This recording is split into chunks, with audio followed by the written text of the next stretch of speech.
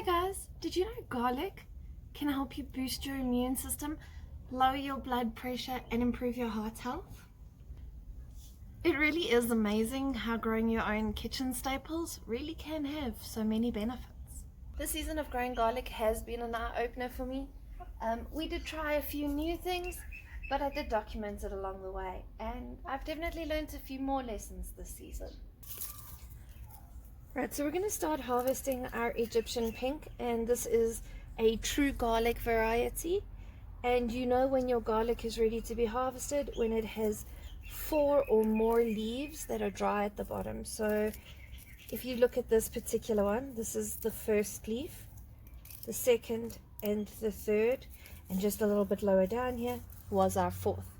So I'm going to remove some of this mulch that is on the soil around the garlic, just so that I can dig it, and I don't necessarily want to dig my mulch into the soil, so I'm just going to slowly rake that out. Is it a pain in the butt? A little bit, but it is worth it in the long run. It really did help us with our soil. We live in a very warm climate, and garlic does fare pretty well in the colder months.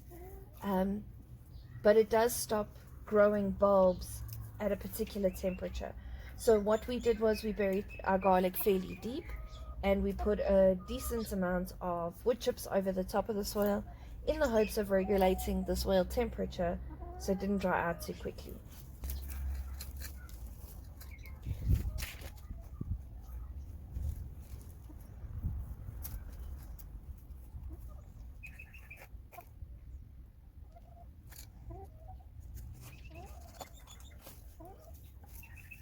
I'm trying to carefully dig out these little cloves so that I don't break them. There we go. Just going to dust it off lightly and put it one side.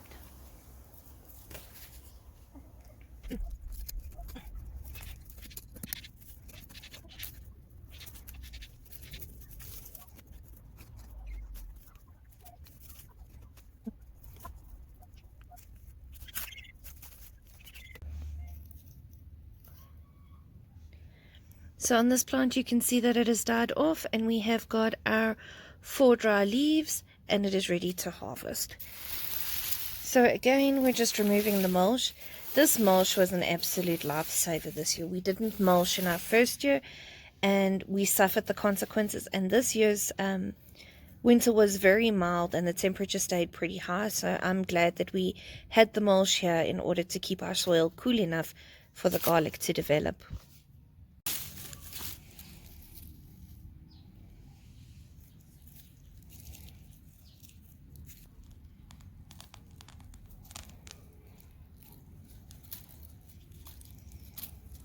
Alright, so I've just finished harvesting our Egyptian pink, and I'm just going to go and put them with the others.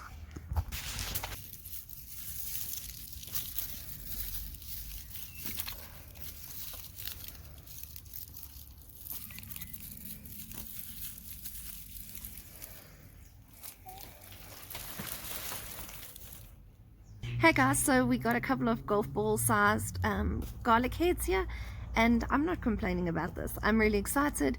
The Egyptian pink is notoriously a small but pungent clove of garlic, so worth a try. Garlic is a tricky crop to grow. It's affected quite easily by a multitude of different things, predominantly weather. Let's say, for instance, if it rains too much, your head of garlic could rot. If it doesn't rain enough, your garlic's not going to grow to its full capacity. Also, it factors in the different temperatures of your soil and your climate. So when you are choosing garlic, try and choose a garlic variety that will grow best in your environment. For us, I chose 3 varieties of garlic. We grew Egyptian pink, elephant garlic, and elephant toes. And in doing my research, I did discover that elephant garlic is not actually a true garlic, but it does yield you a much larger clove of garlic, so we planted it anyway. These were just varieties that I could get my hands on locally at a reputable supplier. So see what's available to you and plant something that you think makes sense for your family. The second variety we're going to harvest now is called White Elephant Toes. I did try and do some research on this particular varietal and I came up empty-handed, so I don't know if this is a true type of elephant garlic or if it was just the slightly smaller cloves of elephant garlic that they were trying to get rid of. But either way, we're going to give it a shot. As you can see, we're definitely at our 4-leaf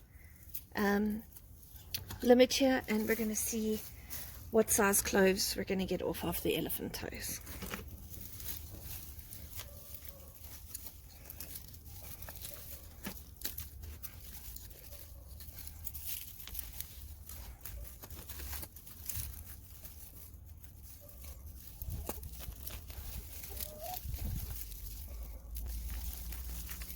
Well, that was anticlimactic. These just look like leeks. Hey guys, so this is what we ended up with for our white elephant toes. Like I said, I didn't find anything on the internet about them, so I wasn't holding out very much hope. But they came out a little bit more like leeks than like garlic. Not a problem, we'll still eat them. I'm just a little disappointed.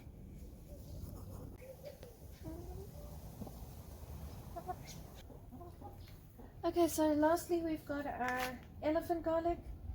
I'm not sure if this did okay. This I am harvesting slightly early, but it does seem to be attracting aphids, and I don't want them killing off my plants before I'm able to actually harvest them. So here we go.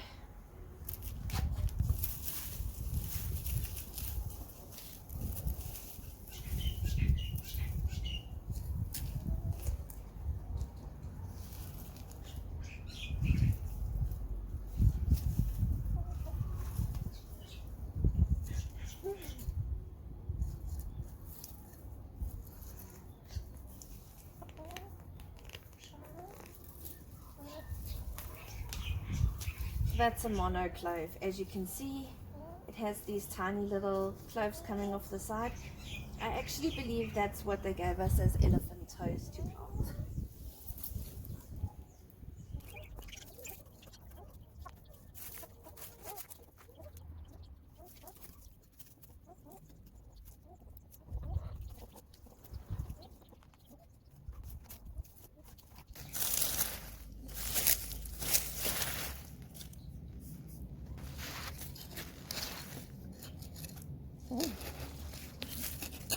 So it looks like on most of these elephant garlics, we're definitely getting a mono bulb, which is a little bit sad. I was hoping for a gigantic head of garlic. Not this year. Hey guys, so I'm sitting here in the garden and I've just harvested the last of the elephant garlic and I've decided to keep one. So I'm going to let it go to seed and we're going to see what kind of flower it makes.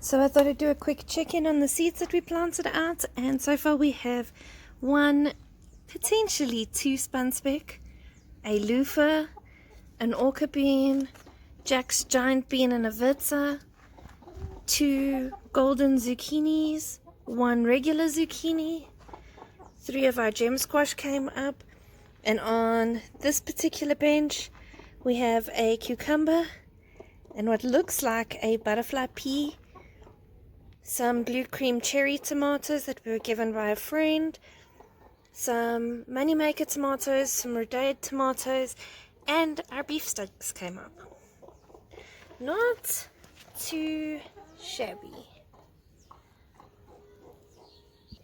Okay guys, so this is the harvest that we ended up with, and to be perfectly honest, I'm completely satisfied with this. I'm actually a little bit excited. This to me is the ultimate garlic harvest. So we're walking away with a few elephant toes. Definitely will not be purchasing these again. I think they are literally just these little garlic cloves growing on the outside that have sprouted, and in that case I'd rather invest my money for an elephant garlic clove that's going to yield me a slightly bigger head. So because these are part of the leek family, I know that they will dry fantastically, so I'm going to use these two varieties to make some garlic powder that'll stay shelf stable, and we can use it throughout the year as we please. As far as our Egyptian pink garlic goes, we did get a good few heads that are a reasonable size. I will be using these cloves as and when I need them, and hopefully we can cure them so they will last longer without having to be processed. But if they do need to be processed, we will probably peel these and freeze them so that we can just take a clove or two as we need it.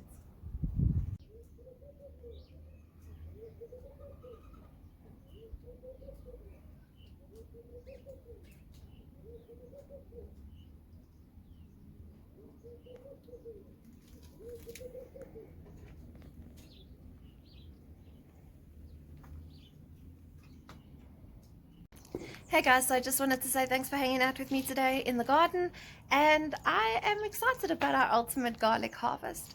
I hope that you'll have as much success, if not more, growing your own garlic. Hope this inspires you. Have a fantastic weekend. Bye guys.